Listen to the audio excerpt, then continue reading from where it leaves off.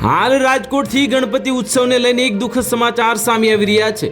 રાજકોટ શહેર ભાજપ દ્વારા ગણપતિ મહોત્સવના આયોજન બ્રહ્મ સમાજના આગેવાનોને આરતીનો સમય છઠ્ઠા દિવસે આપતા વિવાદ થયો છે।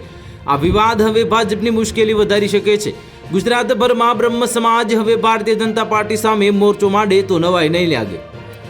બ્રહ્મ સમાજના આગેવાનોએ રાજકોટમાં પત્રકાર પરિષદ કરી હતી, જેમાં જણાવાયું હતું કે જે મંત્રીમંડળના વિસ્તરણની ચર્ચા વચ્ચે બ્રહ્મ સમાજ નારાજ છે। રાજકોટ સહિત સૌરાષ્ટ્રમાં બ્રહ્મ સમાજના ધારાસભ્યને મંત્રી બનાવવાની માંગ ઉઠી છે અને માંડવીના ધારાસભ્ય અનિરુદ્ધ દવે અને ભાવનગરના ધારાસભ્ય સેજલબેન પંડ્યાને મંત્રી બનાવવામાં આવે તેવી માંગ કરવામાં આવી રહી છે। ભાજપમાં બ્રાહ્મણોની અવગણના થઈ રહી છે અને સૌરાષ્ટ્ર કચ્છ સમસ્ત બ્રહ્મ સમાજના આગેવાનો ભારત આયોજાએ જ નિવેદન આપ્યું હતું કે ભાજપમાં બ્રાહ્મણોની અવગણના કરવામાં આવી રહી છે અને ચિમનભાઈ શુક્લની આ સમયમાં જ જનસંઘની શરૂઆત થઈ અને ભાજપના પાયા નાખવામાં આવ્યા અને બ્રાહ્મણોએ લોહી રેડ્યું હતું।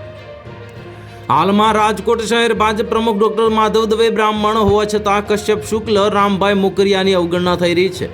આગામી સમયમાં ચૂંટણીઓ આવી રહી છે, ત્યારે સૌરાષ્ટ્ર કચ્છના ગામડે ગામડે જઈને બ્રાહ્મણોને જાગૃત કરીશ અને બ્રાહ્મ સમાજને અન્યાય કરનારા સામે લડીશું। તો હાલ માટે આટલું જ, મળીશું નવી અપડેટ સાથે। જો તમને અમારા વિડીયો પસંદ આવતા હોય તો વિડીયોને લાઇક કરી દેજો, ચેનલને સબસ્ક્રાઇબ કરી બાજુમાં આવેલા બેલ આઇકનને દબાવી દો, જેથી તમને આવા સમાચારની અપડેટ મળતી રહે।